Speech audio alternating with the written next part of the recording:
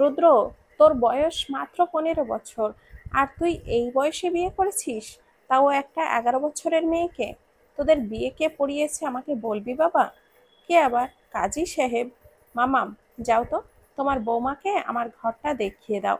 আমি একটু তোমার জামাইটার সাথে দেখা করে আসি।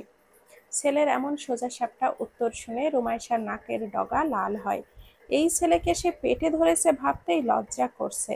নিজের বিয়ে হয়েছিল 15 বছর বয়সে, সেটা না হয় ঠিক ছিল। মেয়ে মানুষের 15 বছর বয়সে বিয়ে হয়, কিন্তু তার ছেলে 15 বছর বয়সে বিয়ে করেছে, তাও একটা 11 বছরের মেয়েকে। মামা, আমার কথা কি তুমি বুঝতে পারো নাই? তোমার বৌমাকে রুমটা দেখিয়ে দাও, যাও। তুমি যখন 15 বছরে বিয়ে করেছিলে, তখন তো আমি কিছু বলি নাই। সেটাই তো, তখন তো তোমার ছেলে তোমাকে কিছু বলে নাই, তাহলে তুমি ওকে বকছো কেন? কিন্তু হয়েছে কি বলবা? তোমার ছেলে বিয়ে করেছে আহনাব, বিয়ে করেছে, বিয়ে। কি? আহনাব বুকে হাত দিয়ে সোফায় বসে পড়ে। বড় বড় চোখ করে রুদ্রের দিকে তাকিয়ে দেখে কয়েক পলক। রুদ্র বিয়ে করেছে। আহনাব নিজেকে শান্ত করে বলে, রুদ্র, মাম্মাম কি ঠিক বলছে? তুমি কি বিয়ে করেছো? তো বাবাই, তোমার কি মনে হয়? শোনো, রুদ্র শাহরিয়ার কখনো মিথ্যা বলে না। ওই যে হুমায়রা, আমার মিসেস, মিসেস রুদ্র শাহরিয়ার। হুমায়রা? আহনাফ আরো বেশি অবাক হয়। মামাতো বোনকে বিয়ে করেছে সে। হুমায়রার বয়স এখন 11 বছর, আর সে নিজে বিয়ে করেছে বুড়ো বয়সে। তার ছেলে বিয়ে করেছে 15 বছর বয়সে। এটা যেন অবিশ্বাস্য। রাহুল নিজের রুম থেকে বের হয়ে এসে দেখে হুমায়রা আর রুদ্র বর বউ সেজে বসে আছে। রাহুল অবাক কণ্ঠে বলে, কিরে রুদ্র, আজ কি তোর স্কুলে যেমন ইচ্ছা তেমন সাজ খেলা ছিল নাকি? ওহ শ্বশুর মশাই, আমি আপনার একমাত্র জামাই। আমি হুমায়রা চৌধুরীর জামাই রুদ্র শাহরিয়ার। কি? কানের নিচে দিব দুইটা। বেয়াদব, মজা করার জায়গা পাস না? তোদের বিয়ের বয়স হয়েছে নাকি? হুমায়রা আম্মু, আমার কাছে আসো তো। ভাইয়া, রুদ্র সত্যি বিয়ে করেছে। তোর মেয়েকে আমার এই বাদর ছেলে বিয়ে করেছে ভাইয়া। রোমাইশার কথায় হা হয়ে যায় রাহুলের মুখ। আহনাব বিস্ময় নিয়ে এখনো হুমায়রা আর রুদ্রকে পরখ করছে। তারপর হালকা কণ্ঠে বলে, এই বয়সে তোমাদের কাজে কিভাবে বিয়ে পড়ালো? আর তুমি বিয়ের কি বোঝো? এইসব বিয়ের চিন্তা মাথায় আসলো কিভাবে? উহ বাবাই, তুমিও না। পারভেজ মামা আমাদের সাথে ছিল। একজন এএসআই থাকলে তো যে কেউ বিয়ে পড়াবেই। পারভেজ? সবাই আরো বেশি অবাক হয়। পারভেজ এই কাজ কিভাবে করতে পারে? দরজা খোলার শব্দে সবাই দরজার দিকে তাকায়। পারভেজ ভীতু হয়ে প্রবেশ করেছে। রোমাইশা গিয়ে একটা চড় বসিয়ে বলে, এই, তুই কোন সাহসে এদেরকে বিয়ে দিয়েছিস? তোর লজ্জা করলো না? এদের বিয়ের বয়স হয়েছে। আর হুমায়রা, এইটুকুন একটা মেয়ের জীবন তুই নষ্ট করেছিস। আপু, তুই আমাকে মারছিস কেন? তোর ছেলে আমাকে হুমকি দিয়ে কাজী অফিসে নিয়ে যায়। হুমায়রাকে কোন ছেলে নাকি চকলেট দিছে, তাকে তোর ছেলে মেরে হসপিটালে ভর্তি করিয়েছে। তারপর হুমায়রাকে নিয়ে আমার থানায় আসে, আমাকে হুমকি দিয়ে কাজী অফিসে নিয়ে গিয়ে বিয়ে করে। তাই বলে তুই ওদেরকে বিয়ে দিবি? রুদ্র, এসবের মানে কি? কি আবার? হুমায়রা বউজান, তুমি আমার রুমে যাও তো। এদের কথা শুনলে তোমার বিরক্ত লাগবে। আর দুপুর হয়েছে, খাবার দাও।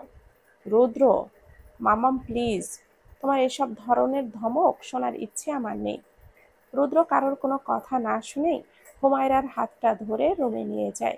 রুদ্র এবার নিউ টেনে, আর হুমায়রা ক্লাস 6-এ। এদের বিয়ে হয়েছে কেউ শুনলে কি বলবে? সবাই মাথায় হাত দিয়ে বসে আছে। আহনাব কাঁপা কাঁপা সুরে বলে, আমাকে কম জানালাওনি তুমি। এখন তুমি ছেলের অত্যাচার সহ্য করো। বলছিলাম না, আর একটা বাচ্চা নাও না। এখন একটা আদরে বাদর হলো তো। ওই, একদম কথা বলবো না। আমি তোমার ছেলেকে এমন বানিয়েছি নাকি? তোমার মতোই তো হয়েছে।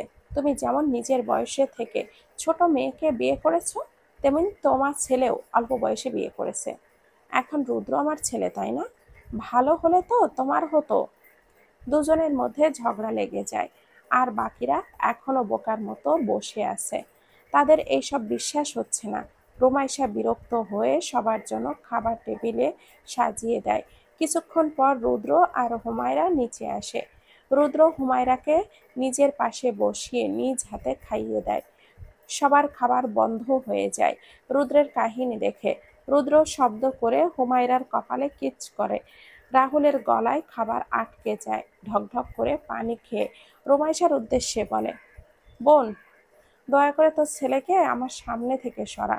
আমি শ্বশুর হই, আমার সামনে রোম্যান্স করতে বারণ কর প্লিজ। শ্বশুর আপনিও না? কাকে কি বলছেন? আমার মাম্মাম আর বাবাই যখন রোম্যান্স করে তখন তো আমি বারণ করি না। আহনাফের এবার খাওয়া বন্ধ হয়ে যায়। খাওয়া ছেড়ে উঠে রুদ্রের গালে একটা চড় বসিয়ে দেয়। হুমায়রা কান্না করে দেয়। সেটা দেখে আহনাফ একটা ধমক দেয়। রুদ্র রেগে বলে, একদম আমার বউকে ধমক দিবা না, আমি ছোট বাচ্চা না, ওকে? হুমায়রা, আসো, এখানে থাকতে হবে না। রুদ্র সোফায় বসে হুমায়রাকে ধমক দিয়ে নিজের কোলে মাথা রাখতে বলে। হুমায়রা সুরসুর করে তাই করে। সবার সামনে সে হুমায়রাকে আদর করে, মাথায় হাত বুলিয়ে দেয়, কপালে কিস করছে।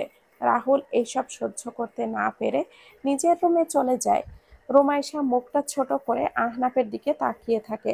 আহনাফ কিছু ঝাঁঝালো গলায় বলে, তোমার ছেলে তুমি সামলাও, নয়তো আমার সাথে রুমে চলো, আমরাও রুদ্রের মতো করে রোম্যান্স করব। আহনাফ, হ্যাঁ মামাম যাও, ভুলেও বাচ্চা নেওয়ার প্ল্যান করো না। কয়দিন পর নাতি নাতনি হবে, তাদের তো মানুষ করবে নাকি? নাতি নাতনি? আহনাফ আর রুমাইশা দুজনেই অবাক হয়ে রুদ্রকে পরখ করে। পারভেজ পাশে জ্ঞান হারিয়ে বসে আছে। রুমে রাহুল আর ঋতু দুজনেই জিহবা উল্টিয়ে পড়ে আছে। এই ছেলে এইসব কথা আর সহ্য করতে পারছে না। আহনাফ আর রুমাইশা বিড়বিড় করে বলে, আমি হতাশ, বড়ই হতাশ। এ কি মাল জন্ম দিছি আমি! দুজনেই ধপ করে মেঝেতে বসে পড়ে যায়, সেন্সলেস হয়েছে।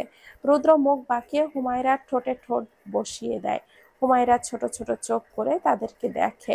কিছুক্ষণ পর রুদ্র মুচকি হেসে বলে, তোমরা ভালো থাকলে কিস করতে পারতাম।